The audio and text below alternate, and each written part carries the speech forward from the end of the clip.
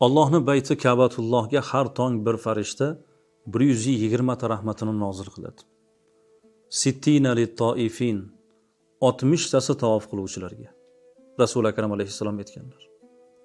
Arba'ina lil-musallin 40 tasi namoz o'quvchilarga. Azizlar, Ka'batullohda eng ulug' amal bu tavof. Hoji yoki umrachi ehromda bo'lsa ham, ehromdan chiqqan bo'lsa ham, Ka'baga borganda qiladigan eng ulug' amali bu tavof.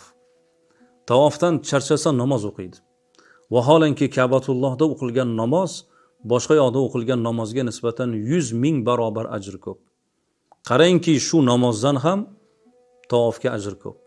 40 tasi namoz o'quvchilarga, 20 lin-nozirin 20 tasi qarab o'tirib nazar solib turganlarga.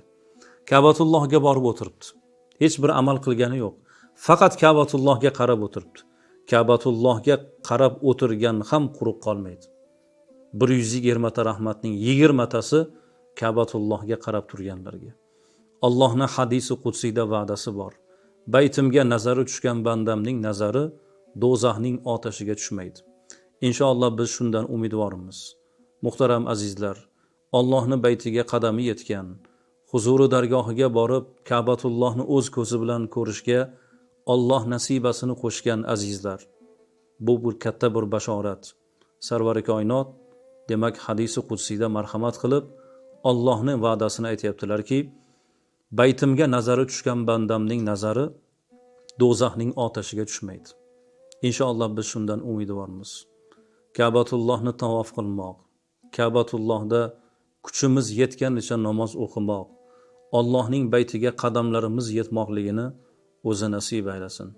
Azizlar, Ka'bai muazzama Allohning baytiga har bir banda talpinadi. Lekin qiyomatning shu bir alomatlari borki, qiyomatga yaqin Ka'batulloh buzilib ketadi. Sarvari koinot bir kuni oyog'i ingichka qora bir habash Ka'ba devorlarini, g'ishtlarini bittalab buzayotganligini ko'rayotgandekman dedilar. Ya'ni musulmon kamayib Makkada musulmon qolmaydi. Ilon iniga kirgani kabi iymon ham Madinada so'nadi deganlar. Oxirgi musulmon Madinada vafot topadi. Ka'batulloh buzilib ketadi. Lekin hozirgi jarayon azizlar, dunyoning musulmonlashishiga qarab ketyapti. Boshqa din vakillari ham islomni ixtiyor qilishiga qarab ketyapti.